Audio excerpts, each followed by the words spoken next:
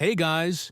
Tonight, we are tiptoeing into the strange, dimly lit corridors of Mughal justice, where the courtrooms weren't only filled with powdered wigs and cranky officials, but occasionally a goat wearing an expression of deep legal regret.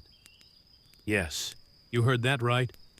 Tonight's journey takes us to the peculiar, utterly baffling world of animal trials in the Mughal Empire, where peacocks strutted outside the courthouse, parrots might be summoned as witnesses, and even a crocodile could find itself on the wrong side of the law. You're probably thinking you wouldn't last long in such a courtroom, and, well, you're probably right. The Mughal emperors had a thing for ceremony, decorum, and elaborate justice systems that sometimes blurred the line between theater and actual law. And in the sleepy corners of the palace, those systems extended their velvet-gloved reach into the animal kingdom. So, before you get comfortable, take a moment to like the video and subscribe, but only if you genuinely enjoy what I do here. It helps me keep making these weirdly specific, soothing historical rambles. And hey, drop your location and local time in the comments. I love seeing where and when you're listening from. Now, dim the lights, maybe turn on a fan for that soft background hum, and let's ease into tonight's journey together. You trudge through the wide marble walkways of the Mughal palace. It's a balmy evening, the type where the air hums with the faint chirps of cicadas, and the courtiers drift about like ghostly shadows under the moonlight. The palace itself looms large and ornate, each archway promising yet another layer of extravagance or bureaucracy. You find yourself standing in front of the less glamorous, but still absurdly decorated, animal court gates. That's right. This isn't the grand hall where nobles debated taxes or land grants. This is the court where animals were summoned for their alleged misdeeds. It smells faintly of jasmine, spiced meats, and perhaps a lingering trace of goat hair. You're not sure, but you suspect the goats are frequent visitors. A court official with a feathered turban gives you a sleepy nod, barely lifting his wax tablet. He's more interested in swatting flies than keeping the peace. Peacocks strut lazily across the courtyard, tail feathers dragging across the polished stone. A monkey perches on the balustrade, smirking at you like it knows you're the newcomer here. It probably does. Monkeys were regulars at these trials, after all.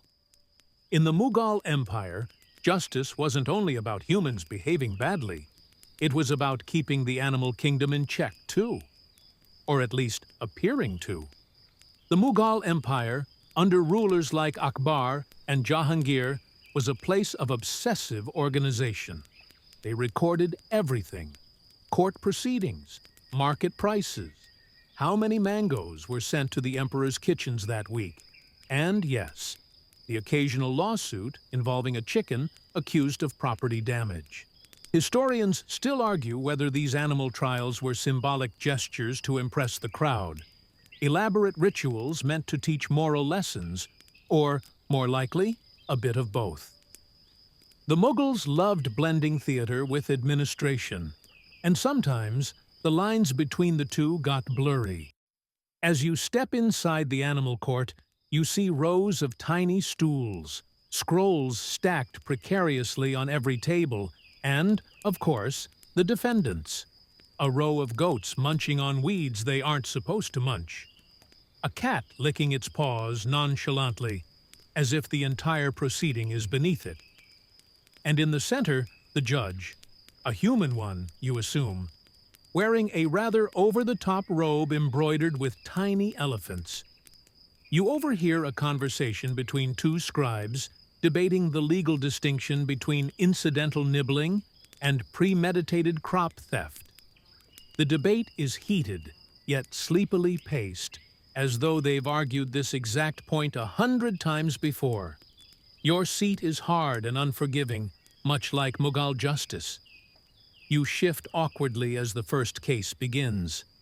The accuser? A flustered court gardener. The defendant? A particularly plump goat who, if you're honest, looks utterly unrepentant. The gardener waves a half-eaten cucumber in the air, lamenting the destruction of his carefully tended melons. The goat, for its part, chews the courtroom carpet. You wonder if that counts as additional evidence. The judge sighs. A bored scribe notes the offense: willful destruction of palace property.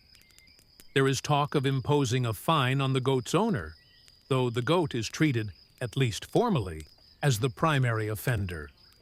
This wasn't entirely unheard of in Mughal law.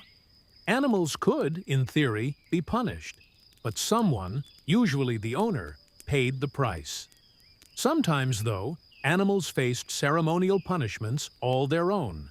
One odd tidbit floats to your ears from a nearby scribe: that goats deemed repeat offenders were sometimes made to wear embarrassing collars made of wood, painted in garish colors, marking them as public nuisances. Imagine that, a goat on a medieval Mughal version of a perp walk. The goat in the current trial seems blissfully unaware of this possibility. Still, the trial trudges on, every tiny procedural step observed. Witnesses are called, including the gardener's young apprentice, who nervously describes how the goat sneaked past the garden walls at night, possibly aided by, well, no one knows. But the apprentice suggests it might be a conspiracy of goats. You have to suppress a chuckle. Even in this most formal of settings, the proceedings have an air of quiet absurdity. The judge adjusts his elephant-embroidered robe and makes a note about increased fencing. The verdict? The goat's owner will be fined 3 silver rupees, and the goat will be paraded through the market square, wearing a bright red ribbon. It's both a punishment and, one suspects, a bit of cheap entertainment for the citizens. As the court scribe carefully logs the case into an absurdly long ledger titled Offenses of the Animal Realm, you can't help but reflect on how, in a way, this is all part of the broader Mughal obsession with order, spectacle, and hierarchy. Even the most mundane creatures had a place within that carefully balanced web. And you? You're just an observer in the gallery, watching the sleepy wheels of Mughal justice turn, as peacocks fan themselves languidly and monkeys throw the occasional peanut. You barely have time to adjust your seat when the next case unfolds before your drowsy eyes, this time involving the palace's most notorious gang of rooftop troublemakers, the monkeys. Ah yes, the Mughal monkeys.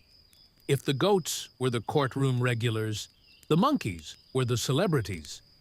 Known for their elaborate rooftop heists, water jug tipping, and daring fig thefts, these primates had built a reputation so infamous that the court scribes actually maintained a separate ledger, titled Misdemeanors of Mischievous Monkeys. Tonight's case is a classic example of public disorder, Mughal style. Apparently, the monkey gang, known by the guards as the Langar Lot, had spent an entire afternoon throwing mango pits at the princess's embroidery circle. The court had been forced to intervene after the princess herself slipped on a particularly squishy mango, sparking an imperial tantrum that echoed through the palace for hours. The judge arrives fashionably late, more concerned, perhaps, with the positioning of his ceremonial turban than with the dripping mango mess still staining the courtroom tiles. The scribes shuffle their scrolls and squint at the monkeys, who now sit cross-legged on the defendant's mat, looking far too smug for creatures facing public disorder charges. A royal guard attempts to read the charges aloud, only to be interrupted by the loud, mocking squawks of a parrot perched on the judge's canopy. "Guilty! Guilty!" the parrot screeches, to the muffled amusement of the courtroom. Historians still argue whether the Mughal courts took these animal cases entirely seriously, or whether, in moments like this, even the judges had to stifle laughter. Some scholars suggest that animal trials served more as theatrical spectacles, courtly entertainments that reminded everyone, from the emperor to the lowest palace servant, of the emperor's dominion over all beings, feathered or furred. Regardless of intent, the trial continues with the sort of solemnity that makes the entire scene feel like a particularly surreal bedtime story. The prosecution presents the evidence: a broken embroidery hoop, 3 bruised mangoes, and an indignant scroll from the princess herself, complete with a hasty sketch of the guilty monkeys mid-flight from the scene. The defense? Well, the monkeys offer none. They sit in perfect, exaggerated innocence, tails curled neatly around their feet. A court official proposes consulting the parrot as a witness, given its supposed eyewitness account from the balcony, but another official groans at the idea. Parrots, after all, had a reputation for embellishment. Or, as one sleepy scribe notes in the margin of his scroll, parrots are prone to poetic exaggeration and cannot be trusted in matters of law. Still, the trial plods on. The court discusses the monkey's prior offenses, which include an incident involving stolen ink pots and, perhaps more seriously, the sabotage of a royal astrologer's delicate sand drawing. Apparently, the astrologer had predicted an auspicious marriage date that was promptly erased by a monkey's muddy footprint. The judge, rubbing his temples in exaggerated exasperation, finally renders his verdict. The monkeys are to be confined to the Eastern Garden for 7 days, under strict watch by the court's animal wrangler. Of course, everyone in the courtroom knows the monkeys will escape by nightfall, but the sentence will be logged in the official record nonetheless. A courtier beside you chuckles softly, whispering that the monkeys might actually enjoy the Eastern Garden. It's lush, full of berry trees, and known for its shady lounging spots. You smile, the absurdity of the moment sinking into your bones like a warm cup of spiced milk. As the monkeys are gently ushered out, or, more accurately, as they dash away, cackling, the court prepares for its next case. But before you can fully drift into a daze, a commotion at the back of the hall draws your attention. 2 guards drag in an object draped in silk, a ceremonial cage, carried with all the pomp usually reserved for royal relics. Inside, a parrot, feathers ruffled, eyes darting suspiciously around the courtroom. The scribe announces the next case. Parrot accused of seditious speech. You nearly drop your scroll. Now that's a new one. And yet, not entirely unheard of in the Mughal court. Parrots, prized for their mimicry, sometimes found themselves at the heart of palace gossip, inadvertently, or perhaps intentionally, repeating private conversations, political grumbles, or, as in this case, inflammatory poetry deemed inappropriate by the court. The charges are read with the same gravity as any human trial. Recitation of subversive verses in the presence of the emperor's concubines. The judge peers at the parrot, who responds with an enthusiastic rendition of "All hail the Mango King!" The courtroom dissolves into muffled snickers. The case hinges, it seems, on whether the parrot's phrases were learned innocently or whether the bird had been coached by a rival court faction. Historians still debate whether these parrot trials were serious reflections of Mughal anxieties over courtly gossip or more of the empire's elaborate pageantry at work. Regardless, the judge announces that the parrot will be temporarily confined to the palace aviary, forbidden from attending any more poetry recitals. It's a punishment both laughable and, one suspects, entirely ineffective. As the court breaks for a mid-trial nap, a peculiar but very Mughal tradition involving cushions, sherbet, and the gentle strumming of lutes, you sit back against the cool stone wall, the warm hum of nonsense trials lulling you into a gentle daze. You've only scratched the surface of Mughal animal justice, But already the patterns are clear. Ceremony over logic, ritual over result, spectacle over substance. And somehow, it all fits neatly within the empire's obsession with order and hierarchy. Even if that order involved monkeys in the witness box and parrots in the defendant's cage. You close your eyes briefly, letting the soft, courtly music drift over you, mingling with the distant laughter of monkeys and the flutter of peacock wings. Outside, the moon rises higher, casting long, sleepy shadows across the palace rooftops. The break is over, and as you stretch your legs, carefully of course, lest you trip over a wandering peacock, you notice the mood in the courtroom shift slightly. The next case promises to be more delicate, more political. The defendants? None other than the sacred cows themselves. Now, in the Mughal Empire, cows occupied a complicated space, revered by many, yet sometimes caught in the crosshairs of palace life. These creatures rarely appeared in court. When they did, the atmosphere grew tense, even in a courtroom known for its peacocks and parrots. Tonight's accusation? Grazing in restricted palace gardens, specifically the emperor's private lotus pond.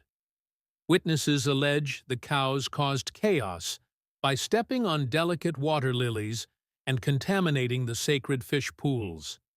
It's the kind of scandal that can't be ignored, no matter how holy the hoofed offenders. You shuffle closer to the front as the judge calls the case. Two hefty cows are brought in, well, more politely escorted, each draped in fine cloths, their handlers nervously offering garlands to the court officials in hopes of softening the mood. The accuser, a high-ranking palace horticulturist, presents his evidence with trembling hands, sketches of trampled lilies, a distressed koi fish in a water bowl, and a statement from the emperor himself expressing his deep displeasure at bovine indifference to imperial property. The courtroom holds its collective breath. Even the monkeys, lounging on the balcony now that their sentence has been, well, loosely enforced, seem unusually attentive. Historians still argue whether these cases reflected genuine legal practice or whether they were carefully staged to send subtle political messages. Involving sacred cows in court required tightrope walking diplomacy. Too harsh a sentence could offend certain factions. Too lenient could invite accusations of favoritism. The judge, clearly aware of these dynamics, adopts an exaggerated solemnity, consulting ancient scrolls on animal conduct. A scribe reads aloud an obscure passage from a Sanskrit treatise, possibly outdated, possibly misquoted, suggesting that cows should be gently reprimanded but never publicly humiliated. The prosecution requests a symbolic punishment, the cows' handlers to pay a fine, and the cows themselves to be ritually cleansed in the palace fountain, a gesture designed to restore harmony rather than inflict any genuine suffering. A fringe tidbit emerges during the proceedings. Certain court poets had been known to compose sarcastic couplets about cows in court, subtly poking fun at the emperor's delicate sensibilities. One of these verses, allegedly scrawled onto the back of an official tax scroll, caused a minor scandal the previous year. The trial meanders forward with the sleepy pace of a monsoon afternoon. The cows, oblivious to the legal storm swirling around them, chew cud with regal indifference. You can't help but envy their calm. As the judge prepares his verdict, an old courtier leans toward you, whispering an ancient Mughal proverb, "Better to argue with a cow than with a bureaucrat. At least the cow listens." You stifle a laugh, the absurdity of the moment thick as the palace incense. The judgment is delivered in elaborate, flowery language that takes 10 minutes to announce what everyone already expected. A small fine, a gentle cleansing, and a stern reminder to palace staff to secure the garden gates. The cows are escorted out, looking entirely unrepentant. You trail behind as the court shifts focus. The next case involves parrots, again, but this time they are not merely accused. They are witnesses. It seems that two palace scribes had an argument over ownership of a rare parrot known for reciting couplets from the works of Amir Khusro. The parrot, possessing an inconveniently sharp memory, had been seized as evidence and was now expected to clarify its allegiance. The courtroom chuckles as the bird is placed on the witness stand, a tiny gilded perch, complete with a silk cushion. The judge, massaging his temples, requests the parrot to repeat its latest recitations. The parrot obliges, spouting a mix of love poetry, trade route prices, and, for reasons known only to itself, the names of several obscure spices. Historians still debate the sincerity of these performances. Was the court genuinely seeking the truth? Or was this another carefully staged display of the empire's love for ceremony over substance? The scribes bicker like children, each insisting the parrot's preferred phrases reflect their care and teaching. One insists the bird favors legal terminology. The other claims it prefers romantic metaphors. The parrot, with impeccable comedic timing, squawks, "Order in the court," followed by a mischievous giggle. The judge, possibly suppressing his own laughter, renders a Solomon-like verdict. The parrot is to be housed in the public aviary, free to recite to whomever it pleases, its ownership deemed communal. Both scribes grumpy. You barely have time to blink before the next defendant is called, or rather, wheeled in. A large, elaborately decorated cart rolls into the center of the courtroom, bearing tonight's accused, a somber-looking camel draped in bells and embroidered cloth, its massive, knobby knees folding gracefully as it settles onto the defendant's mat. The charge? Theft of ceremonial garlands. Yes, even the camels weren't exempt from the peculiar reach of Mughal justice, particularly when the theft involved objects deemed symbols of imperial dignity. Apparently, during a recent festival, the camel in question had snatched garlands from the imperial flower-bearers, consuming them right in the middle of the procession, much to the horror and barely concealed amusement of the assembled nobility. The court artist had even produced a vivid illustration of the incident, which was now passed around the courtroom like a beloved bedtime picture book. You stifle a chuckle as you catch a glimpse. The camel mid-chew, flowers hanging from its grinning mouth. The emperor himself in the background looking, frankly, more amused than enraged. Historians still argue whether these public animal trials functioned primarily as cautionary tales for the human court, subtly reminding servants and bureaucrats of the emperor's capacity to discipline any disorder, be it from men or beasts. Others posit they were grand distractions, a form of controlled entertainment designed to break the monotony of court life. In any case, the trial proceeds, with the camel's handler, an elderly man with a beard as unruly as his charge, standing nervously before the judge. He pleads ignorance, claiming the camel acted on instinct, tempted by the heady scent of jasmine and marigold. The judge, unimpressed, turns to the scribes for precedence. One scribe mumbles something about a case in Lahore where a goat was sentenced to wear a placard reading "Thief of Brocade" for a month. Another recalls an elephant being ordered to perform public bows as penance for disrupting a royal wedding. Amid this sleepy bureaucratic scramble, the court herbalist is called to testify. She solemnly confirms that while marigolds are not harmful to camels, their consumption during rituals is considered a breach of sacred etiquette. The camel, meanwhile, emits a loud, resonant burp, possibly in protest, possibly in satisfaction.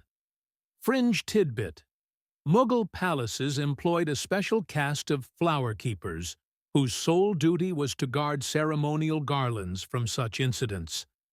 They took their jobs so seriously that one keeper allegedly resigned in disgrace after a peacock was caught absconding with a garland during the emperor's birthday feast. The judge finally renders his verdict, again favoring pageantry over practicality.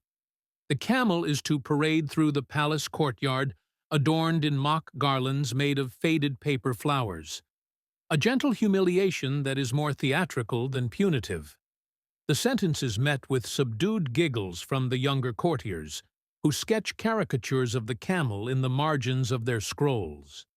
You find yourself sympathizing with the camel, who seems utterly unbothered by the entire ordeal, chewing lazily on its cud as if it were above the petty politics of the court. Perhaps it is. As the camel exits with the stately swagger only camels can pull off, the next case is announced. This one, however, brings a murmur of surprise even from the sleepiest of the court officials.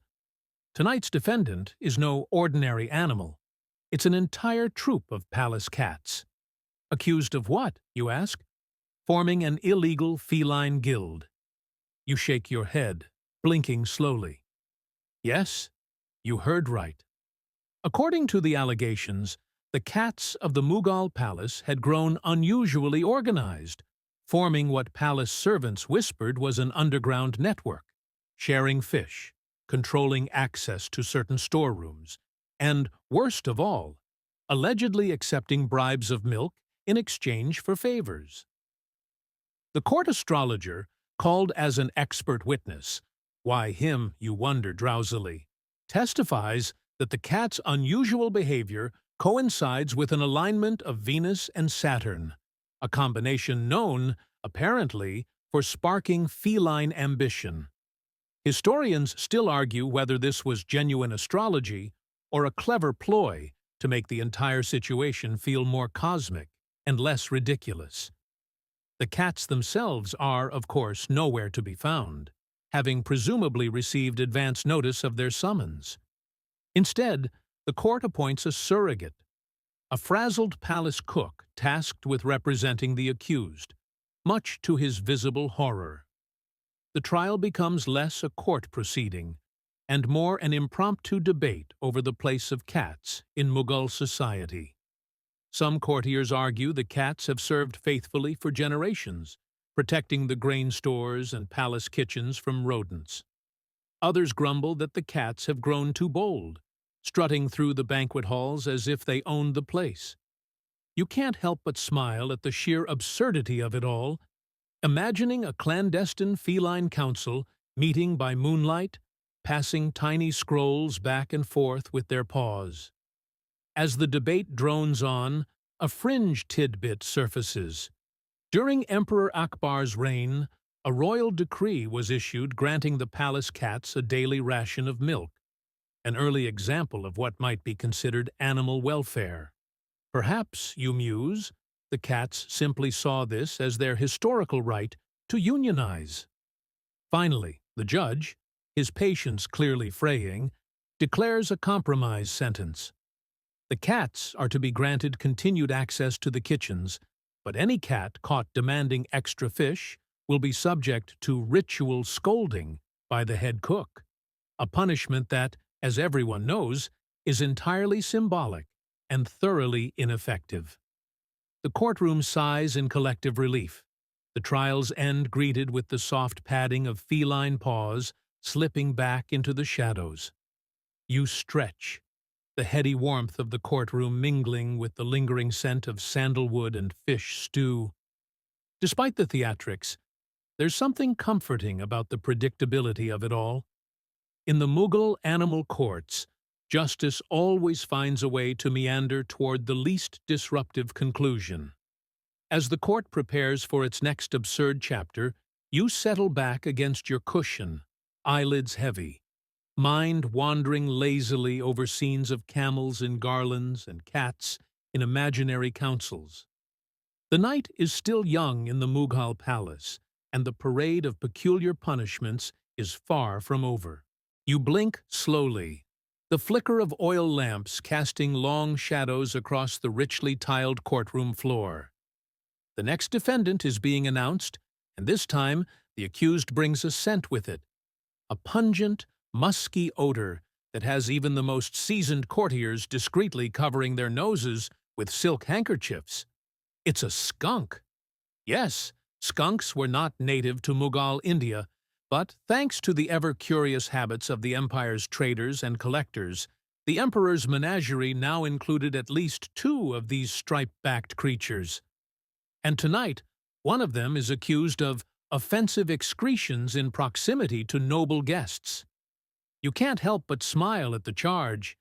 Even in your half-drowsy state, the phrase seems delightfully bureaucratic for what is, at its core, a skunk doing what skunks do. The prosecution, a delicate court perfumer whose livelihood depends on the court smelling as regal as it looks, presents his case with much flapping of scented scrolls.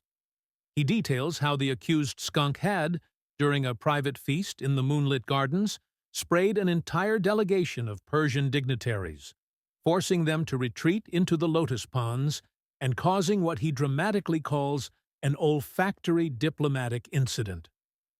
Historians still argue whether this episode truly sparked tensions with Persia, or if, as some fringe accounts suggest, the entire affair was a source of enduring court gossip and poorly drawn caricatures featuring the emperor himself fanning his nose. The skunk, of course, appears unfazed, shuffling nervously inside an ornate bamboo cage brought into the courtroom. The judge, pinching the bridge of his nose, asks the zoologist on duty for advice. The zoologist, who looks as though he's regretting every career choice that led him to this moment, admits that skunks cannot easily be trained out of their, well, signature behavior.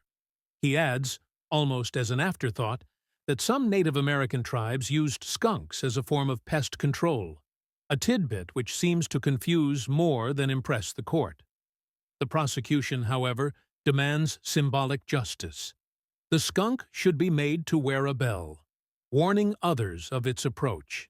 It's a laughable demand, but also strangely poetic, and you suspect more than one poet in the back row is already composing verses about it. Fringe tidbit. In Mughal perfumery circles, it was whispered that certain elite fragrances used skunk musk as a stabilizer, though naturally, no perfumer ever admitted this in polite company. The courtroom debates the proposed punishment at a pace that could put a snail to shame. The scribe reads out a section from the animal code, likely fabricated, that describes appropriate court conduct for foreign beasts. Finally, the judge rules, the skunk is to be escorted to a specially designed garden outside the city walls, where it will serve as guardian of the rose beds, its fearsome odor a deterrent against any would-be trespassers. As for the bell, the judge allows it, but only during official court events. For the amusement of the emperor's guests, you can barely keep your laughter contained. The vision of a skunk in a tiny silk bell collar patrolling rose gardens under the moonlight is almost too much. You lean back, letting the soothing nonsense of it all lull you into a soft, warm haze. But the court shows no signs of slowing. The next case involves, of all things, a group of palace pigeons accused of espionage.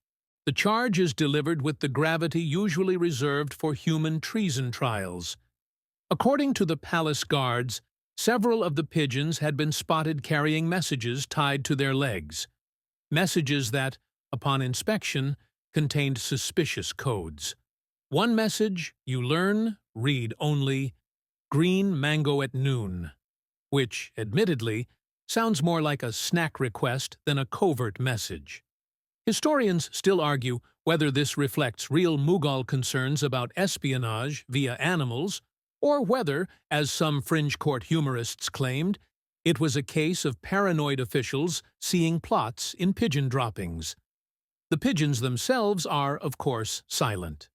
Well, mostly. One lets out a defiant coo that echoes around the hall as if mocking the court's pomposity. The head falconer is called in to testify. He argues that palace pigeons had long been used as message carriers, and it was not unusual for them to be co-opted by ambitious scribes or gossip-loving courtiers. He even suggests, lowering his voice to a conspiratorial whisper, that some messages may have been written by palace poets seeking to amuse themselves during long, dull ceremonies. A fringe tidbit is shared by an old courtier who claims Emperor Babur himself once used pigeons to send flirtatious poems to a rival's court. The scribe dutifully notes this for posterity, though the judge rolls his eyes. After much deliberation, the pigeons are sentenced. Well, sort of. The judge orders them to be temporarily relocated to the outer aviary, with their legs dyed with harmless turmeric ink. This way, any new pigeon found without the telltale yellow legs would immediately be suspect. The solution is bureaucratic brilliance at its sleepiest. You imagine the pigeons themselves are utterly indifferent, their world revolving more around seed piles than spy networks. You rest your chin on your hand, the courtroom's soothing cadence washing over you like a soft tide. The parade of absurd animal justice has a hypnotic rhythm now, a gentle, rolling absurdity that's both deeply silly and oddly comforting. The next case file is brought forward with much pomp, and as you blink slowly in the dim light, you hear the faint rustle of court officials readying the next parade of improbable defendants. But your thoughts drift elsewhere, to the skunk now proudly patrolling rose gardens, the pigeons cooing indignantly in their turmeric anklets, and the quiet, enduring belief of the Mughal court that even the world's most ridiculous problems could be solved with enough scrolls, poetry, and performative justice. You stretch your legs, careful not to disturb the sleeping cat by your foot, a likely member of the notorious kitchen guild, and settle back in for the next act of the sleepy, nonsensical opera that is Mughal animal law. As your eyelids grow heavier, the next case is announced with a flourish that seems wildly disproportionate to its subject: a parrot. But not just any parrot. This one is a prized resident of the emperor's private aviary, known throughout the palace for its unnervingly accurate impersonation of high-ranking officials. The charge? Spreading seditious gossip by mimicking the chief vizier's voice in, shall we say, less than flattering tones. The court clerk, barely concealing a smirk, reads the formal accusation aloud. Knowingly sowing disharmony among the emperor's council through unauthorized vocal impersonation. You rub your temples. Only in the Mughal courts could a parrot stand accused of political subversion. The accused parrot, perched grandly upon a jewel-encrusted stand, eyes the proceedings with what you might call a hint of smugness. The creature lets out a loud, perfectly pitched, "His Excellency has a head shaped like a turnip," sending the courtroom into muffled giggles and gasps. Historians still argue whether the Mughal court truly believed the parrot understood its words, or whether, as some suggest, this was another example of performance justice, a way to remind ambitious officials of their vulnerability to both human and feathered satire. The chief vizier himself, red-faced and fuming, demands severe punishment, calling the parrot a threat to imperial decorum and the dignity of the council. You suspect the real threat is to his personal ego, more than state stability. The court calls upon the palace linguist, a man with an impressive mustache and an even more impressive collection of bird whistles, who testifies that parrots can, indeed, mimic speech with uncanny precision but lack comprehension of meaning. The linguist adds, as an almost sleepy aside, that in certain Sufi circles, parrots were seen as spiritual metaphors for humans repeating teachings they barely understood. This fringe tidbit seems to confuse more than enlighten the court. The prosecution pushes for the parrot's beak to be gilded shut, a horrifying suggestion that draws a collective gasp from the animal lovers present. The emperor's youngest daughter, known for her fondness for the parrot's salty impressions, intervenes with a counter-proposal. The parrot should be made to recite only verses of poetry from now on, its cage adorned with a plaque reading, "Official Poet of the Avian Court." The judge, perhaps sensing the audience's favor shifting toward mercy, or perhaps just desperate to finish the day's docket, rules in favor of the princess's suggestion. The parrot is to be trained by the court poet, ensuring its next impersonations involve flowery metaphors rather than vegetable-headed viziers. You chuckle softly as the parrot, unfazed, squawks, "Turnip! Turnip!" one last time before being gently escorted from the courtroom. Next up, the court herald announces a case that makes even the sleepiest scribe sit up a little straighter.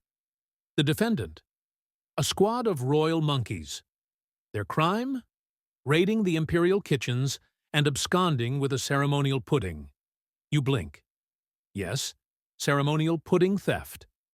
Apparently, this pudding was no ordinary dessert, but a saffron and almond delicacy prepared exclusively for the emperor's birthday. The monkeys, clever opportunists that they were, had launched a coordinated nighttime raid, not only stealing the pudding, but also smearing sticky handprints all over the royal portraits along the banquet hall. Fringe tidbit: Mughal kitchens operated under a labyrinthine hierarchy, with dozens of specialized cooks, some for rice, some for chutneys, others solely for puddings and sweets. Losing a dish of this significance was seen as not just a culinary failure, but a cosmic imbalance. Historians still argue whether these monkey raids were spontaneous or whether certain disgruntled kitchen staff may have, shall we say, looked the other way.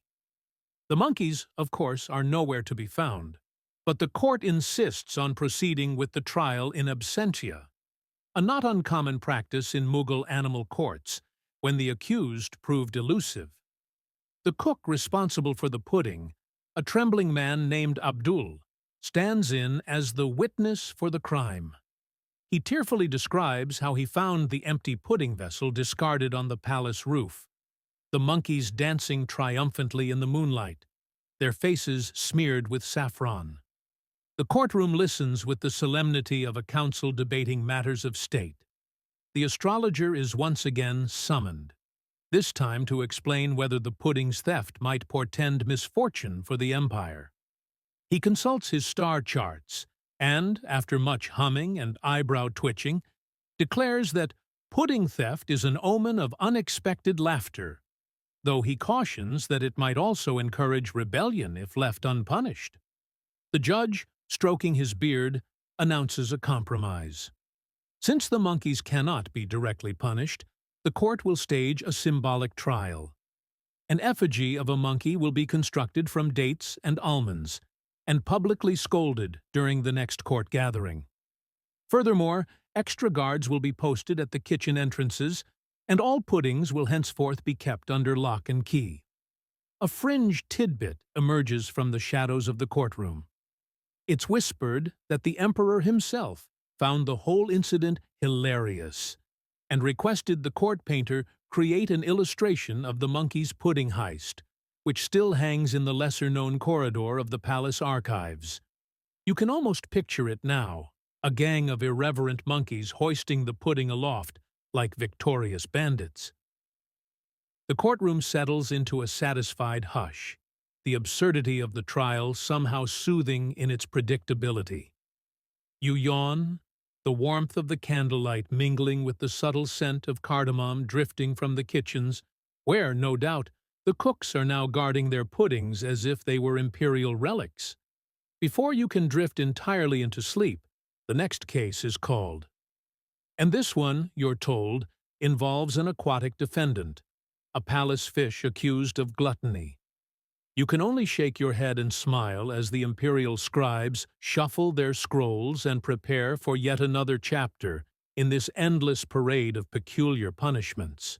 The flicker of torchlight plays off the polished marble as the latest case is ushered in with the usual, if somewhat exaggerated, ceremonial flair. This time, the accused is a fish, specifically one of the enormous ornamental carp from the palace's lotus pond, an opulent pool reserved for the emperor's personal contemplation, and, more importantly tonight, a source of bureaucratic headaches. The charge? Excessive gluttony. You blink slowly, your mind thick with the surreal fog of courtroom fatigue. Still, the scroll is read aloud with the same gravitas as if it were detailing treason among human nobles. The fish, named Gulab for its rose-colored scales, is accused of over-consuming the carefully rationed lotus petals and intimidating smaller fish, thereby disrupting the peaceful aquatic balance decreed by imperial law. Fringe tidbit: the Mughal elite were known for their obsession with ornamental fish, particularly carp and goldfish, and their pond ecosystems were often regulated with almost comical precision, down to daily feeding logs and spiritual blessings by court mystics. Historians still argue whether these highly choreographed ecosystems reflected genuine ecological understanding or simply the Mughal court's endless desire to impose human-like hierarchies onto every realm, even the watery ones. The plaintiff is the palace gardener, a gaunt man named Feroz, whose responsibility for the lotus blossoms extends, unfortunately, to ensuring they aren't devoured prematurely by Gulab's over-enthusiastic palate. Feroz, brandishing a wilting lotus stem as evidence, describes how Gulab's voracious appetite has led to the disappearance of nearly half the pond's prized blooms, throwing off the delicate color harmony admired by the emperor during his twilight meditations. The judge listens with his usual stoicism, though you sense a touch of fatigue settling over the entire courtroom. The notion of holding a fish trial seems to even stretch the patience of Mughal's ceremonial endurance. Yet, the proceedings must continue. The court astrologer once again takes the stage, truly earning his stipend tonight, and offers a mystical perspective. He declares that Gulab's greediness might reflect a cosmic imbalance in the pond's chi, though he cautiously adds that the fish may also be expressing spiritual hunger rather than mere bodily gluttony. This earns a polite smattering of nods from the more philosophically inclined courtiers. You, meanwhile, suspect the fish is just hungry. In a rare intervention, the court's master of fish-keeping, a rather somber man in seaweed-colored robes, suggests an innovative punishment. Gulab, he says, shall be relocated to a separate marble basin, where it will be fed plain rice water for 7 days, a purification period meant to realign its aquatic temperament. This strikes the court as both poetic and appropriately tedious. The judge agrees, and the ruling is formalized with an elaborately worded decree that includes no fewer than 4 flowery synonyms for greedy. Fringe tidbit: it's said that in certain Persian poetic traditions, greedy fish symbolized wayward souls, forever hungry and never satisfied. A metaphor the court poet is no doubt scribbling furiously into the margins of tonight's minutes. As Gulab is gingerly netted and placed into a golden transport bowl, its gills flaring in what you can only imagine is silent fish indignation, you feel the soft, comforting rhythm of the courtroom returning. No matter how bizarre the cases became, the court moved at its own sleep-inducing pace, like a lullaby wrapped in silk scrolls and ceremonial perfumes. But your brief moment of repose is interrupted as the next case file is announced. This time, the defendant is an animal of far greater stature, both physically and politically. A war elephant. You sit up slightly straighter, intrigued despite yourself. The elephant, known as Malik the Stubborn, is not just any member of the emperor's stable, but a celebrated beast of battle and parade. Draped in fine silks and rumored to have his own miniature army of attendants. Tonight, however, Malik stands accused of unsanctioned destruction of property and repeated insubordination. According to the filed complaint, during a recent military exercise, Malik had decided, quite deliberately, witnesses claimed, to veer off course and trample a decorative melon patch belonging to the Empress. Historians still argue whether the incident was a simple accident or a subtle message from the beast, whose mood swings were legendary among stable hands and generals alike. The stablemaster, a grizzled veteran with a permanent squint, defends Malik fiercely, insisting the elephant was merely startled by a swarm of bees and that any rumors of deliberate melon stomping were wild exaggerations, likely started by the melon vendors hoping to raise prices through imperial pity. The court jester, ever the opportunist, adds a fringe tidbit that Malik had once been taught to teent. As Malik is led from the hall, his golden anklets jingling softly, the judge clears his throat to announce that the next case will involve an animal far less grand, but no less notorious. A palace goose accused of disrupting prayer sessions with irreverent honking. You let out a soft chuckle.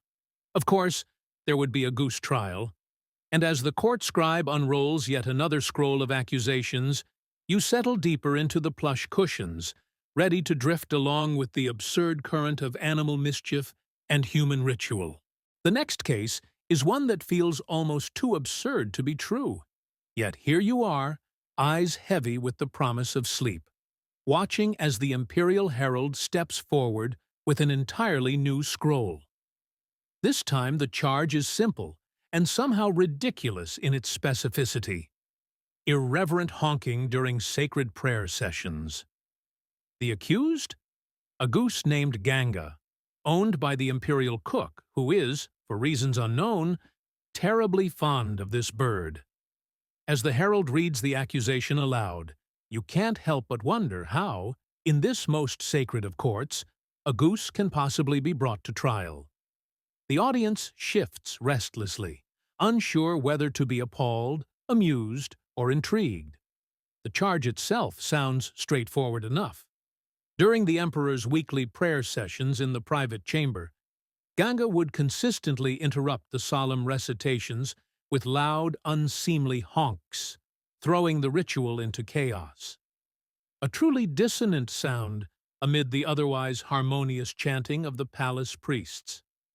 Apparently, Ganga had a penchant for honking the moment the priest invoked the name of the great Mughal ancestors, as if she had taken issue with their legacy, or perhaps simply the cadence of their prayers. Fringe tidbit. The Mughals were deeply religious, with various sects of Islam, Hinduism, and even occasional Buddhist practices interwoven into the palace's daily rituals.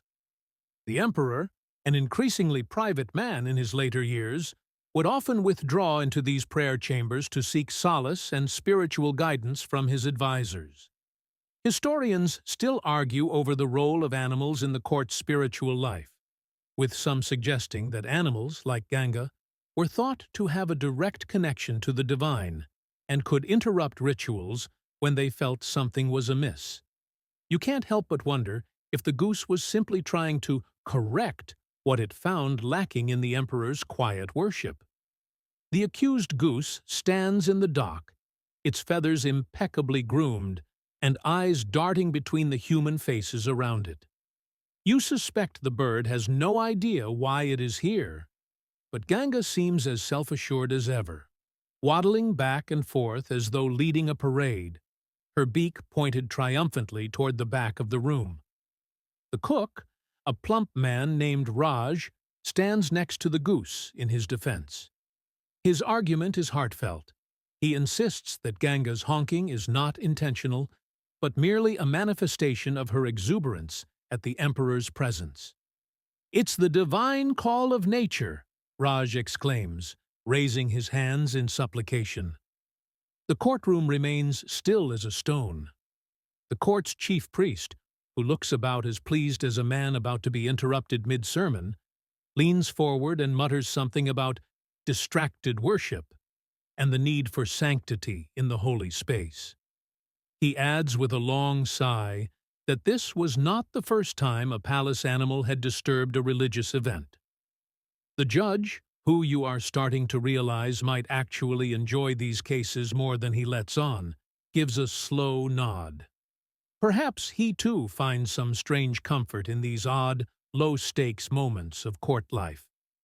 The judge asks the palace linguist, who has somehow managed to hold on to his reputation as the go-to animal whisperer, to analyze whether Ganga's honking could be interpreted as a form of divine protest.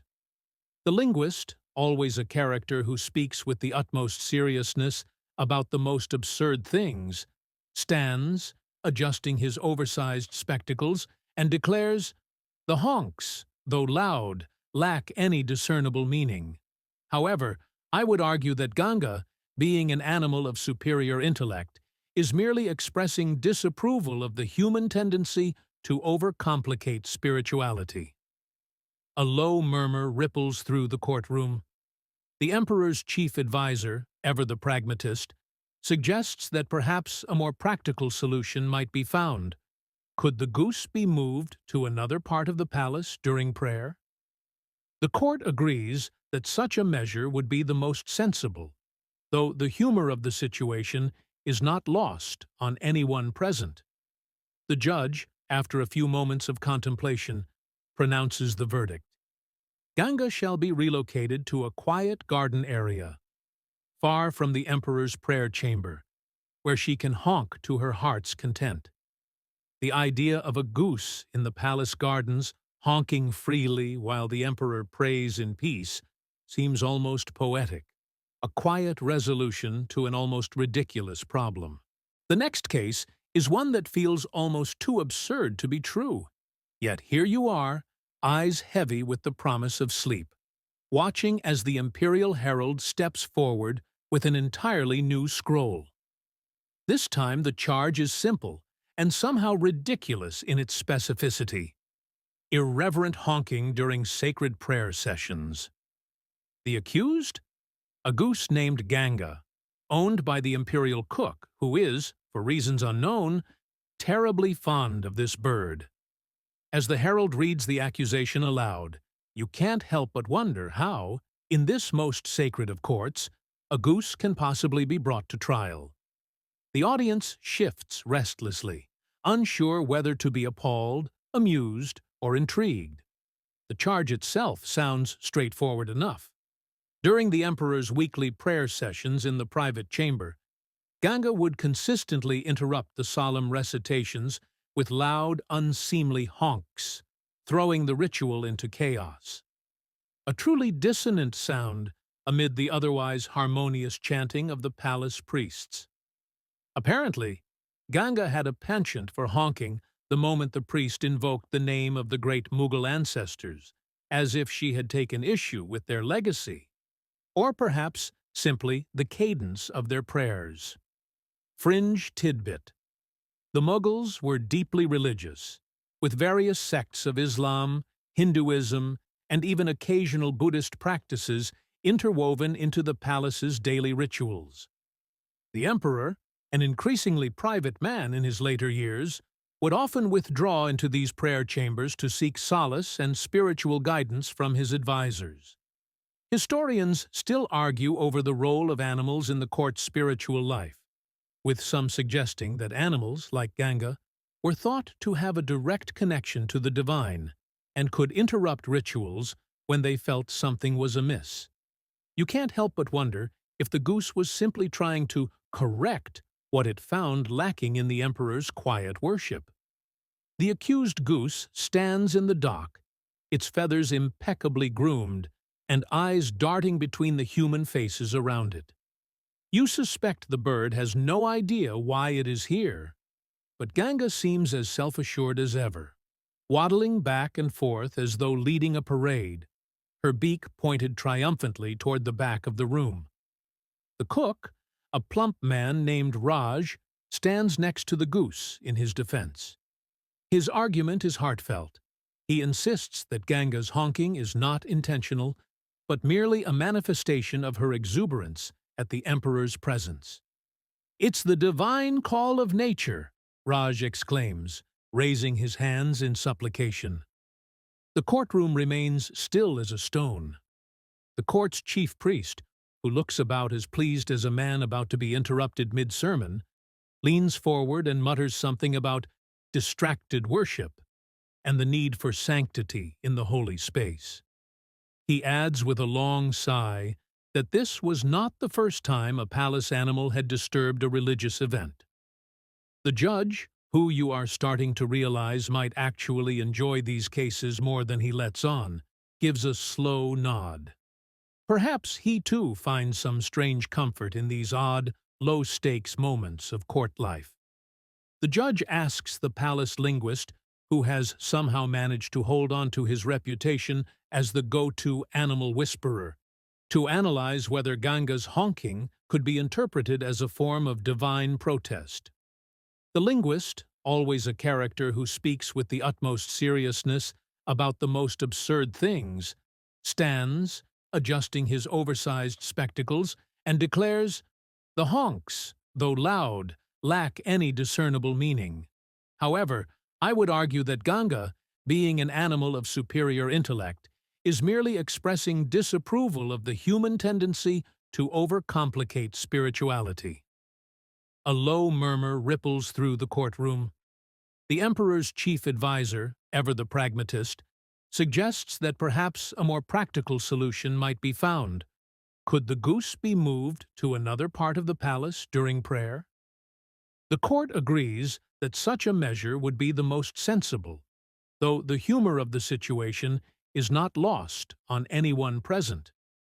The judge, after a few moments of contemplation, pronounces the verdict. Ganga shall be relocated to a quiet garden area, far from the emperor's prayer chamber, where she can honk to her heart's content.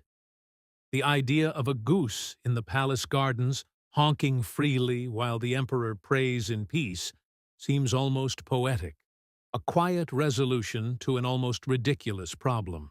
Fringe tidbit. There's a whisper among the servants that Ganga's ultimate fate was not as peaceful as the court imagined. Some say that the goose became somewhat of a local celebrity, even drawing in a few curious diplomats from neighboring kingdoms who wanted to witness the holy honker for themselves.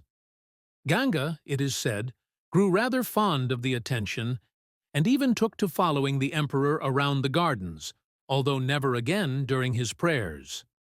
The court dismisses the case, and Ganga is ushered out of the room, feathers ruffled but clearly unfazed. The emperor, you sense, will be spared the distraction of goose honking during his most sacred moments, and yet there's a quiet sense of absurdity that lingers in the air, a strange but soothing reminder of the peculiarities that made the Mughal Empire's courts so endlessly fascinating. As the next case is called, you can feel your eyes starting to close, the absurdity of the trials still lingering like a soft hum in the background. The next defendant? A royal mongoose accused of misplacing a set of ceremonial daggers. You can hardly believe it. But then again, in this court, what wouldn't make sense? You can hardly believe your ears when the next case is called the imperial monkey versus the emperor's favorite vase. You sit back, feeling your eyelids grow heavy, as you wonder just how far this animal court can go. As the herald reads the charge, you get the sense that this trial is set to be another curious spectacle. The story, it seems, revolves around a prized vase, a delicate artifact said to have been crafted in the distant lands of China and presented to the emperor as a symbol of goodwill. Its porcelain surface is intricately painted with scenes of serene landscapes, dragons, and mythical beasts, and it has become, over the years, the emperor's favorite decorative piece in his private study. But one day, the vase was found shattered, its pieces scattered across the marble floor. The accused? an imperial monkey named Babu, known for his cheeky antics and quick hands. It appears that Babu had been caught red-handed in the royal study, his tiny paws covered in the shattered remnants of the vase. The scene must have been quite the sight. Babu, with a look of utter innocence, sitting amid the wreckage, as if admiring his own handiwork. Fringe tidbit. While the Mughal Empire was known for its grandeur, many of the emperor's private possessions were kept in personal chambers, guarded by only a few trusted servants. The emperor's penchant for Chinese artifacts was part of a broader trend during his reign. There was a growing interest in collecting exotic goods from all over the world, particularly from regions with whom the Mughals maintained diplomatic ties. Historians still argue about the true significance of the emperor's love for these artifacts. Some suggest it was a symbol of his cosmopolitan outlook, while others believe that these gifts were used as a way to cement relationships with foreign powers. Either way, Babu's alleged destruction of the vase certainly adds a touch of farce to this otherwise refined pursuit of diplomacy. The courtroom is filled with whispers as the trial takes its first breath.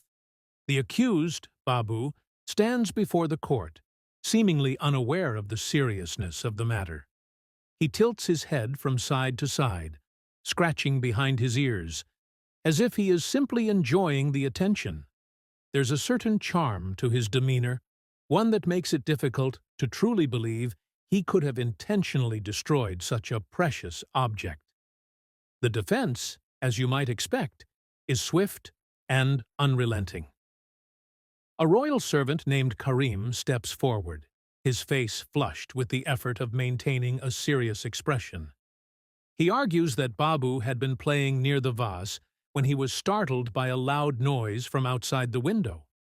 The vase, Karim claims, was simply in the wrong place at the wrong time, toppling over when Babu, frightened by the noise, leapt into the air to escape. Historians still debate whether such animal behavior could be understood in such terms. After all, monkeys are often thought of as mischievous but highly intelligent creatures. The question remains, did Babu truly knock over the vase out of fear? Or was there something more at play in his antics? The chief priest, who has now settled into a more relaxed role in these trials, raises an eyebrow. Did the vase appear to be in a precarious position, perhaps already unsteady? He asks, almost absent-mindedly, as if pondering this very scenario. His question seems to touch on an important point. Could it be that the vase was more prone to tipping over, perhaps due to a slight imbalance in its placement, rather than the monkey's interference? The defense, still passionate, nods in agreement. It is highly likely that the vase, though valuable, was not situated as securely as it should have been. I submit that this tragic incident was purely accidental. Karim gestures towards Babu, who seems to have lost interest in the proceedings altogether, now more focused on a bright red fruit resting on a nearby table. The prosecutor, a stern man with a face carved from granite, looks less convinced. But why was Babu in the study at all? He demands. Isn't it a bit too convenient to blame this on the noise from outside? Surely a monkey, trained in the ways of the court, would have known to stay away from such valuable objects. This question hangs in the air, heavy with the weight of the prosecutor's skepticism. It's true that Babu had been a part of the royal menagerie for many years, performing tricks, fetching items, and entertaining guests. He was well known for his antics and his ability to mimic human behavior, often delighting the court with his cleverness. And yet, in the face of this trial, it's hard to ignore the possibility that Babu may have been simply caught in a moment of mischief, curious, playful, and ultimately destructive in his pursuit of fun. There's a certain irony in the situation. The very thing that made Babu a beloved member of the court, the same cheeky personality that had charmed everyone for so long was now the reason he stood before the court. The judge, who has been listening intently, finally leans forward. His voice is calm but firm as he addresses the court. This trial is not about whether Babu intended to destroy the vase. It is about whether the loss of this vase is so great that we must punish the creature who inadvertently caused it. I believe that the emperor would not wish for such a trivial matter to become a cause for conflict. The judge rules that Babu is not guilty of intentional damage, but suggests a different kind of punishment, a temporary banishment from the royal study. He is to be sent to the palace gardens, where he can continue his playful ways without the risk of destroying more valuable objects. The court agrees, and the trial ends with a collective sigh of relief. Babu, ever the opportunist, leaps from his perch and scampers out of the room with a final cheeky glance at the gathered crowd. Fringe tidbit. After the trial, it's said that Babu returned to the palace gardens and became an even greater source of amusement. He was often seen sneaking into the kitchens, stealing fruits, and performing for the court in exchange for treats. As for the vase, it was repaired by the finest artisans of the empire, though the story of its near destruction became one of the most talked-about legends in the royal court. With the trial concluded, you can feel the weight of the evening slowly settling in. Another case, another bizarre trial, and the Mughals continue to prove that their justice system, while strange, was never boring. You yawn quietly as the next case is called. This one, it seems, involves a very disgruntled peacock, accused of making too much noise during a royal banquet. The next trial begins with an air of peculiar anticipation. The herald's voice rings out as he announces, "The imperial peacock versus the banquet of silence." You can't help but let out a quiet sigh. Another animal, another case that seems to grow more absurd with each passing moment. The peacock, it seems, has been causing a bit of a ruckus. It all began during a grand banquet hosted by the emperor, where nobles, dignitaries, and visitors from foreign lands gathered to feast on an extravagant spread. The courtyard was alive with chatter, the clinking of silverware, and the delicate hum of courtly music. Everything was proceeding as planned, until the peacock entered.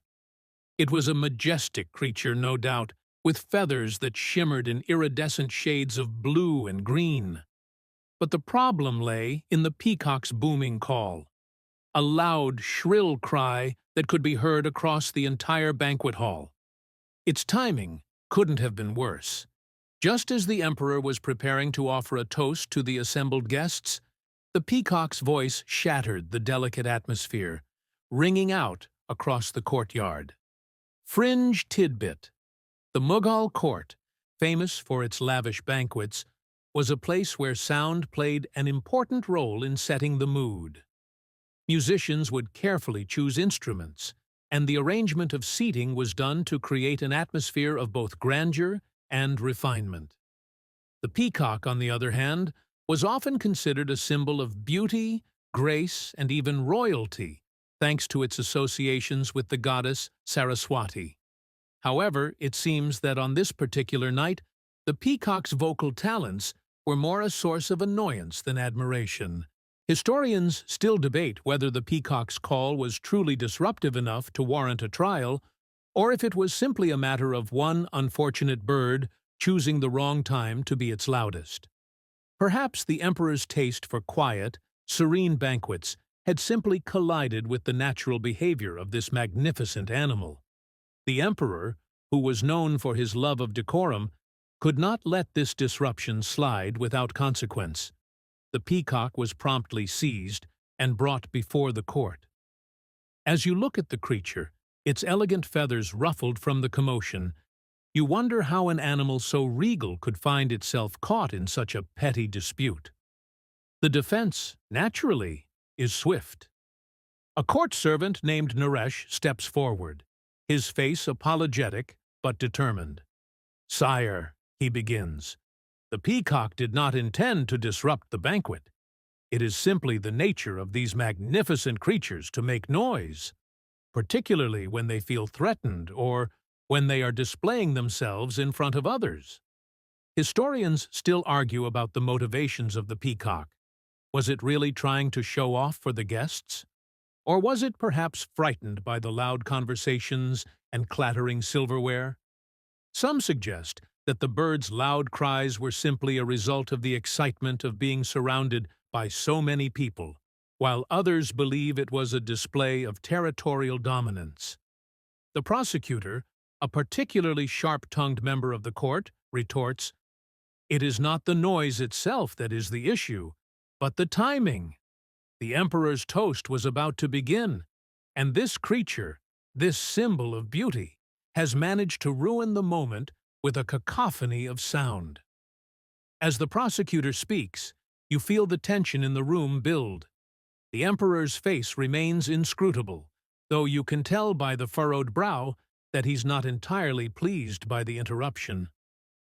You wonder, if only for a moment, whether the emperor's obsession with silence and order has led him to see this bird as a mere annoyance, an obstacle to the perfection of his banquet, rather than the graceful creature it truly is. The chief scribe, who has been recording the proceedings with his usual focus, now speaks up. "Perhaps," he muses aloud, "the peacock was simply doing what it knows best, performing. It is said that the peacock's call is considered a song in some parts of the world, an offering to the gods, even." At this, a murmur ripples through the court. The idea that the peacock's cry might have been some form of divine offering catches the interest of a few scholars seated in the back. Could it be, one of them asks, that the bird was simply fulfilling its role in the cosmic order, as it has for centuries in royal courts across Asia? The emperor, who has been listening intently, finally speaks. His voice is calm, but carries the weight of authority. "I believe it is not the bird's call itself that I find troubling," he says. "Rather, it is the timing. There is a time for everything: prayers, songs, and even the simplest of meals. The disruption was not intentional, but it still must be addressed." With that, the judge steps in, offering his ruling. "While the peacock cannot be blamed for its natural behavior," he says, "it is still the responsibility of the court to maintain harmony.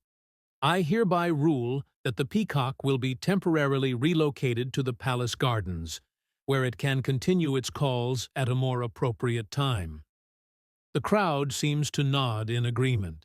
It's a fairly light punishment, all things considered, but one that maintains the delicate balance of order within the court. The peacock, seemingly unaware of the gravity of the situation, is escorted out of the courtroom by a pair of guards, its tail feathers trailing behind it like a shimmering curtain. Fringe tidbit. After the trial, it's said that the peacock's calls became even more frequent, especially in the quieter parts of the palace. Some courtiers began to view the bird's vocalizations as a form of good luck, believing that the peacock's song was a reminder to remain calm and centered amidst the chaos of daily life. Historians still debate the symbolism of the peacock in Mughal culture. Some claim it was seen as an auspicious symbol of royal power, while others view it as a reminder of the delicate balance between nature and civilization. You take a deep breath, your mind wandering as the next trial begins, one involving a tiger, a stolen drum, and a very disgruntled musician. It's hard to believe how one court could host so many bizarre cases. Historians still debate the reliability of this defense. After all, the tiger had wandered into the courtyard without anyone noticing its presence. Could the royal security system, so finely attuned to human needs, have failed to consider the possibility of an animal incursion? Or was it simply an unfortunate coincidence that the tiger, in its curiosity, had been allowed to roam free during such an important occasion. The prosecution, however, sees things differently. While it may be true that the tiger's behavior was not malicious, the consequences of its actions cannot be ignored. The drum was damaged, and it was the tiger's paws that caused the damage. Should an animal be allowed to disrupt the court's proceedings with impunity? As the court deliberates, the scene grows strangely serene. You feel almost as if the entire issue could have been resolved with a gentle nod from the emperor or a soft pat to the tiger's head. But instead, the judge, who has been silent until now, rises to make his ruling. While the tiger may not have had malicious intent, the judge says, its actions have disrupted the event. As a result, the court will issue a temporary suspension of the tiger's public appearances for a period of 1 month. During this time, the emperor will arrange for the drum to be repaired at his own expense as a sign of his generosity. The ruling is met with quiet approval, and the tiger, it seems, is pardoned for its unintended destruction. The crowd murmurs its agreement, and the emperor, satisfied with the decision, nods his approval. Shams, though still holding the damaged drum, bows low, grateful for the court's fairness. Fringe tidbit. After the trial, it's said that Shams returned to his performances, though he was more cautious about his instruments from then on. The tiger, for its part, was allowed to return to its cage, where it resumed its peaceful existence, occasionally wandering near the drums in the menagerie. Some speculate that the tiger's behavior was an early sign of the complex relationship between animals and humans in the Mughal court, where both were sometimes equally revered, if not for the same reasons. With the trial concluded, you let out a sleepy breath. Another case settled. Another moment in Mughal history marked by its peculiar blend of absurdity and reverence. The air in the courtroom feels a little heavier now as you brace for the next case.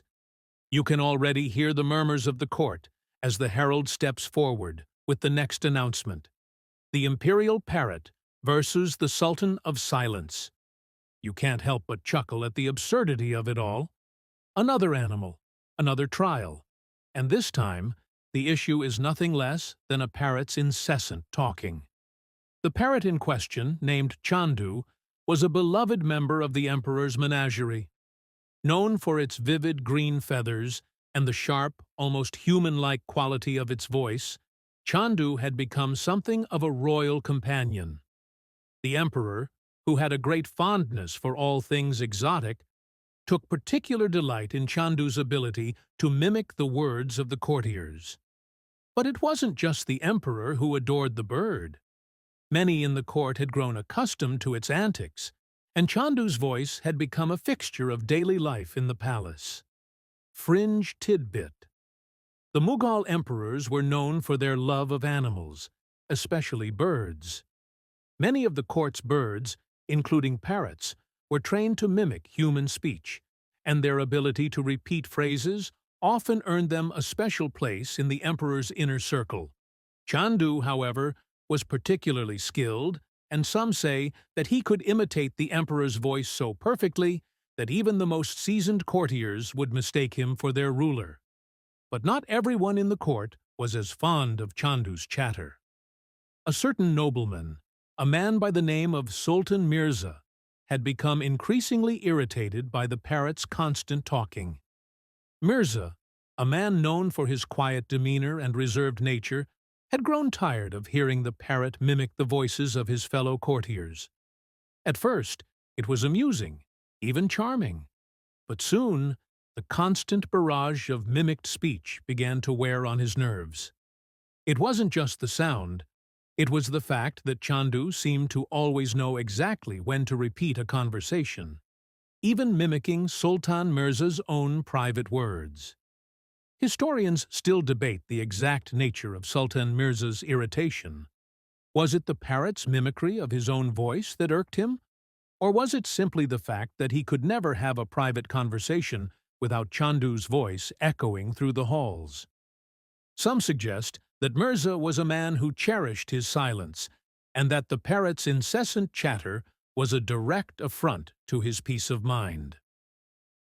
One evening, during a particularly grand dinner in the emperor's palace, Sultan Mirza had finally had enough. As the court gathered around the lavishly set tables, Chandu began repeating phrases from the previous conversation. Specifically, some rather private remarks Mirza had made about another nobleman. The emperor, amused by the bird's mimicry, chuckled along with the courtiers.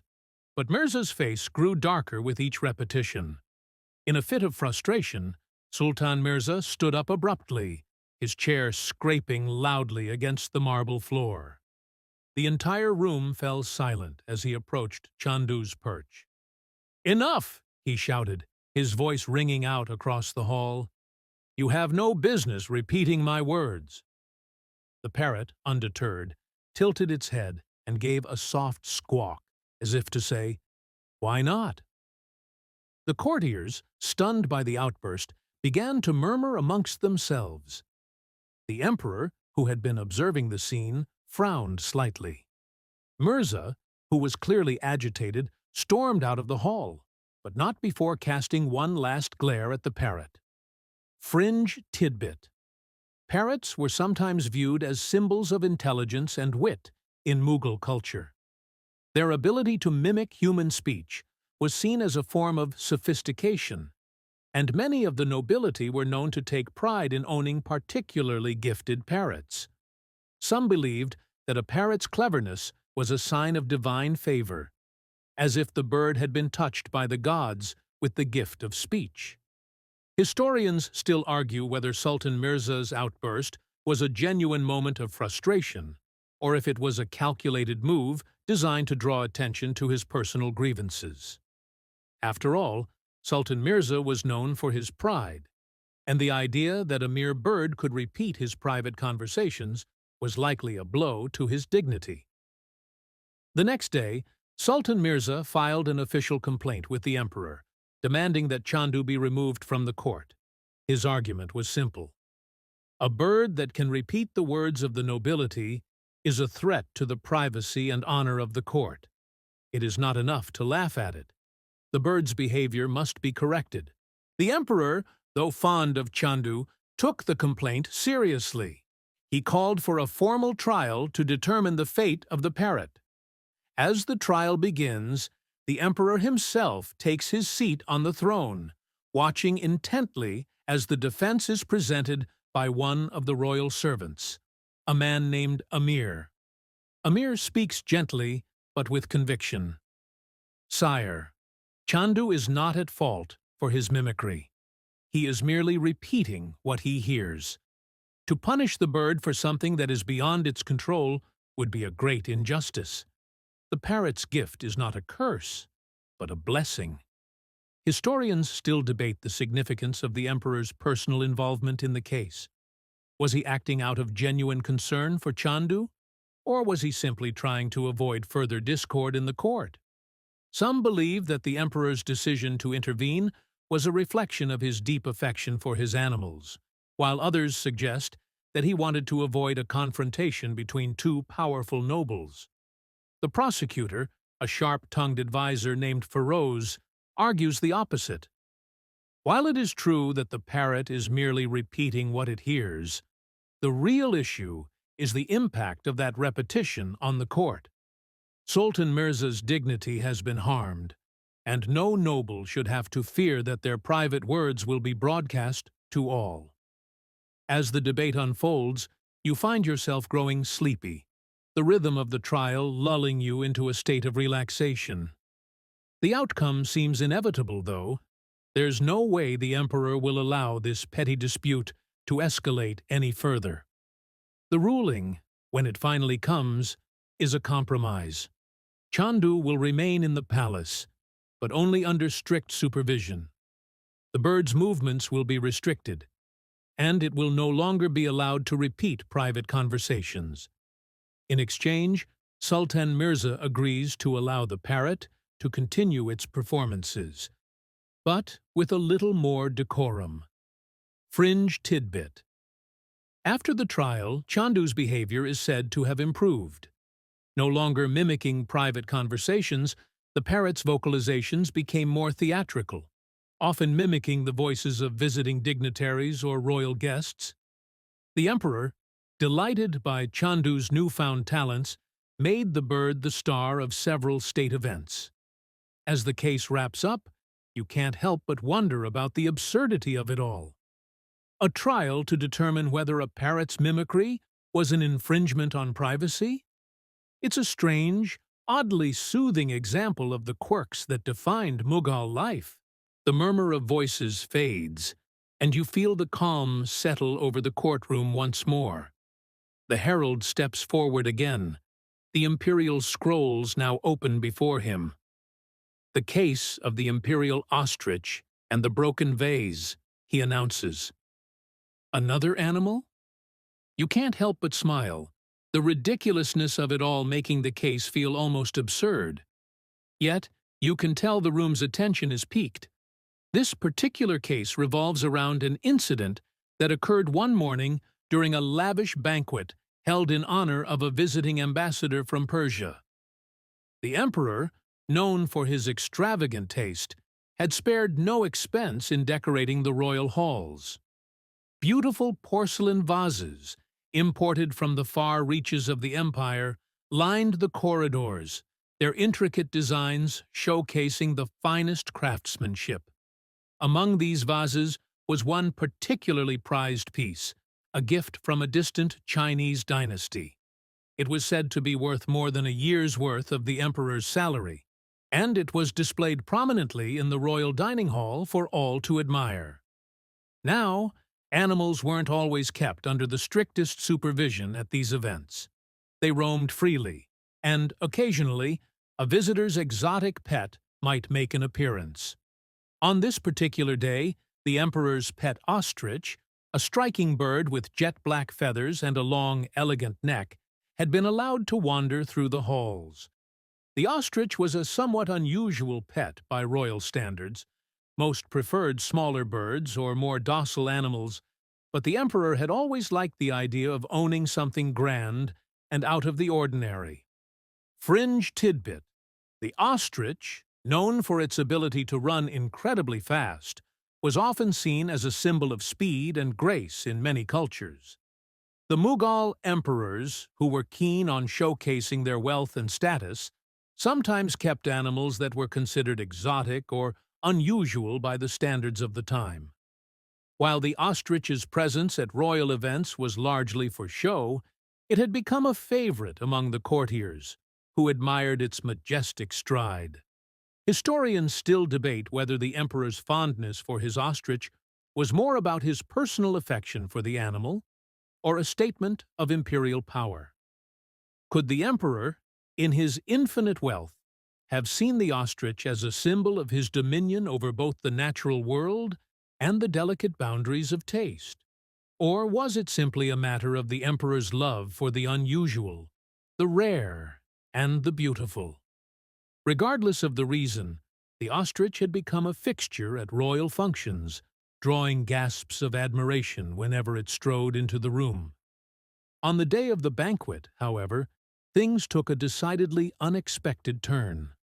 As the guests dined and exchanged pleasantries, the ostrich wandered through the hall, its long legs gliding gracefully across the marble floors.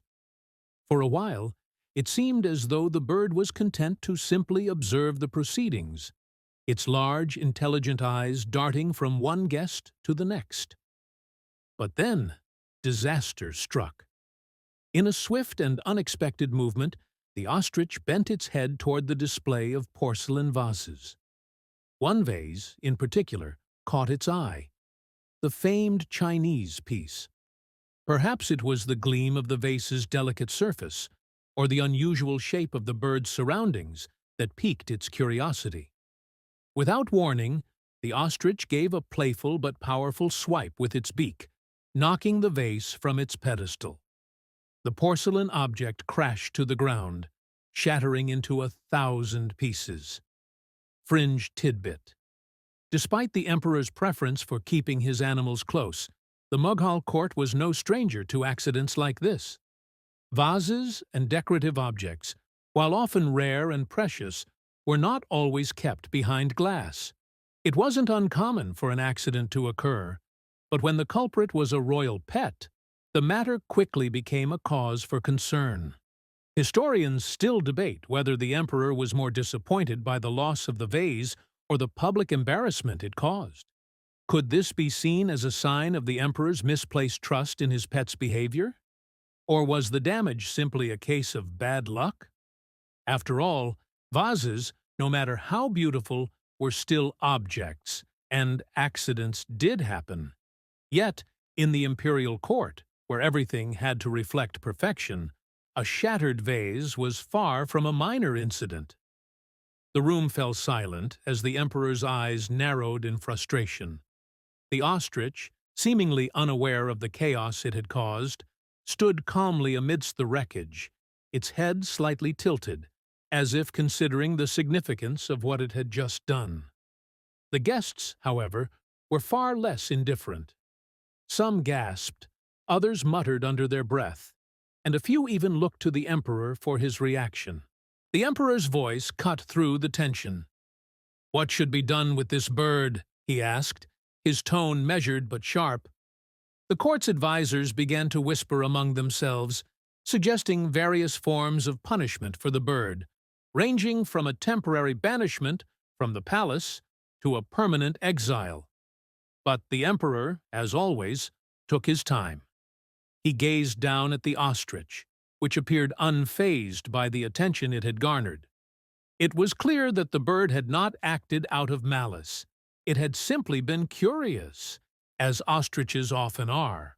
Still, the loss of such a valuable item could not be ignored. Historians still argue whether the emperor's final decision was motivated by his fondness for the bird or his desire to maintain his reputation as a ruler of control.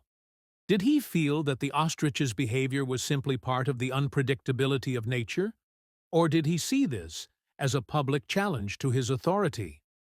Some claim that the emperor, in his desire to maintain harmony at all costs, chose to treat the incident with humor rather than harshness. In the end, the emperor declared that the ostrich would be confined to a special area of the royal gardens for the remainder of the season. The bird would be free to roam the gardens and interact with other animals, but it would no longer be permitted at the palace gatherings. As for the vase, the emperor ordered that a new one be commissioned in its place, though he made sure to emphasize that it should be less prone to falling. Fringe tidbit. The emperor's decision to simply remove the ostrich from the palace was seen as an attempt to maintain the delicate balance between authority and affection for his animals. It was a symbolic move, showing that while mistakes were inevitable, they could be managed with grace and humor. As the case wraps up, the audience seems satisfied with the resolution. The ostrich is given a place of its own, far from the delicate porcelain, and the emperor, ever the pragmatist, moves on to the next matter at hand. For you, though, the trial feels like the perfect end to a day of odd and whimsical trials. The imperial ostrich may not have meant to break the vase, but in the world of Mughal justice, even the smallest of accidents could have far-reaching consequences. The courtroom quiets for a final time, and the day's trials begin to wind down. The evening light outside casts long shadows on the marble floors as the herald steps forward to announce one last case. You lean in, curious. The case of the dancing elephants and the great feast of 1628, he declares, and you can't help but smile at the absurdity of it all. Dancing elephants? The spectacle itself sounds like something pulled from a royal pageant, but this, of course, is Mughal court, a place where reality often dances with the fantastical. The incident in question took place during one of the emperor's most extravagant feasts, a celebration meant to honor a successful military campaign. The emperor, always keen on impressing both his subjects and foreign visitors, had decided to incorporate his prized elephants into the festivities. These elephants, revered for their size, strength, and intelligence, had long been a symbol of Mughal power. But the emperor, ever the showman, wanted to take things a step further. He instructed that the elephants be trained to perform a dance, a ceremonial display of grace and precision that would leave the guests in awe. Fringe tidbit. Elephants, in the Mughal Empire, were not just animals. They were symbols of royal power and grandeur. The Mughal emperors often used elephants in battle and ceremonial processions, where their massive size and strength served as a reminder of the emperor's dominance over nature. They were adorned with gold, intricate armor, and sometimes even trained to participate in performances, adding to the spectacle of imperial life. Historians still debate the exact motivations behind the emperor's decision to incorporate dancing elephants into such a significant feast. Some believe it was an attempt to reinforce the emperor's image as a ruler, who could bend even the mightiest of animals to his will. Others suggest that it was simply a demonstration of the emperor's love for grand spectacles, a reflection of his personal flair for the dramatic. The training of the elephants had been extensive. For weeks, royal trainers had worked with the animals, teaching them to follow a rhythm and respond to the gentle nudges of their mahouts. The elephants were taught to raise their massive legs in unison, sway their large bodies in a fluid motion, and even twirl their trunks in time to the music. The result was nothing short of a spectacle, a dance performed by these immense creatures that combined grace and power in a way that seemed almost impossible. Historians still argue over whether the elephants truly enjoyed the performances or if they were simply complying with their trainers. Some animal behavior experts suggest that elephants, being intelligent creatures, might have found the experience stimulating. Others contend that, while elephants can learn and perform complex tasks, they might not have understood the purpose of their dancing beyond the basic training. Regardless, the emperor's guests were enchanted. The elephant's performance was a highlight of the evening. However, as the performance went on, the situation began to unravel. The dance, meant to be a short, controlled display, gradually grew longer as the emperor insisted on more intricate movements. The elephants, exhausted from hours of training, began to show signs of frustration. Their movements became less precise, their trunks began to droop, and the grace that had once defined their dance was replaced by something more erratic. It was at this moment, just as one of the elephants attempted a particularly complicated twirl, that disaster struck. The massive creature, perhaps pushed beyond its limits, stumbled slightly and collided with a row of delicate dishes arranged on a table near the dance floor. The dishes, stacked high with fruits, sweets, and finely prepared dishes, were sent flying into the air as the elephant's large frame brushed against the table. Fringe tidbit. Elephants, while capable of impressive feats, are also highly sensitive to their surroundings. In moments of stress or discomfort, they can become agitated, and their natural movements, though graceful, can lead to accidents.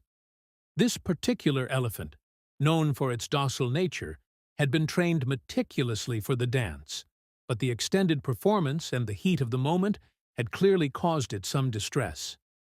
The guests, who had been laughing and clapping moments before, now stared in stunned silence as the food rained down upon them.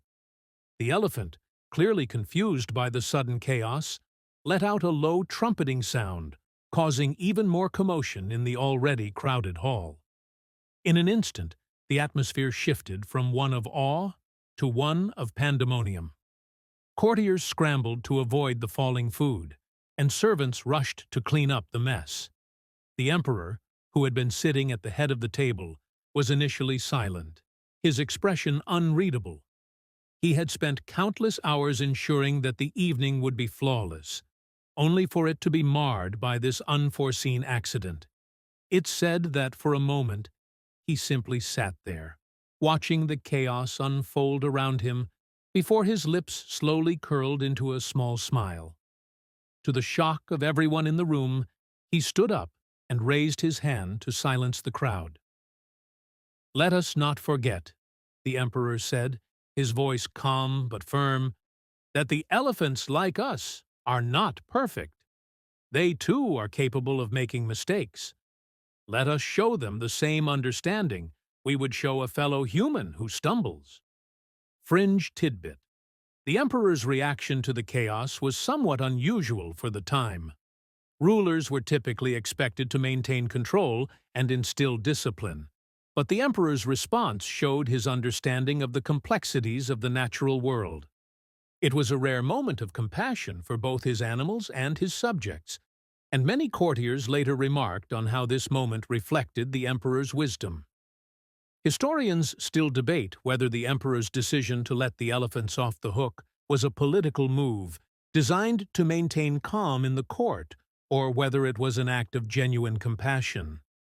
Some suggest that the emperor knew the spectacle had been a failure, and allowing the elephants to continue their performances would be a way to save face and avoid embarrassing them further. Others believe it was a deliberate attempt to humanize his rule, showing that even the mightiest creatures could make mistakes and still be treated with respect. In the end, the elephants were allowed to continue their performance for a brief period, though the emperor ordered that the dance be shortened. The food, of course, was replaced with fresh dishes, though many of the guests found humor in the fact that they had been showered with food moments before. The evening ended with music and laughter, and while the dancing elephants never returned to the grand feasts, they remained a beloved part of the royal court. As the trial concludes, you feel the warmth of the evening settle in. The court may be full of grand gestures and absurd cases, but there's something undeniably soothing about this world where even the most chaotic moments are met with understanding.